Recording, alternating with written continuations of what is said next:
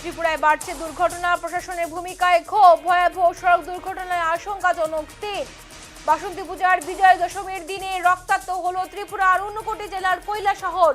শনিবার গভীর রাতে কৈলাসহরের ছিন্নমস্তা কালীবাড়ির সামনে ঘটে যায় এক ভয়াবহ সড়ক দুর্ঘটনা, যাতে গুরুতরভাবে আহত হন 3 জন। এই ঘটনাটিকে ঘিরে এলাকায় ব্যাপক চাঞ্চল্যের সৃষ্টি হয়েছে।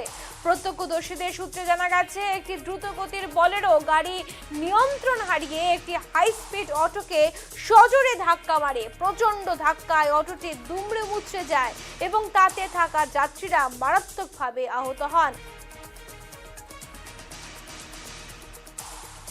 আমরা দেবী বাসন্তী দেবীর বিসর্জনের জন্য আমরা মনোনদীর তীরে ওনার বিসর্জন দেওয়াতে আমরা সবাই উপস্থিত হয়েছিলাম, আমাদের বরগুনার প্রত্যেক গ্রামের পুজো মণ্ডপের সবাই।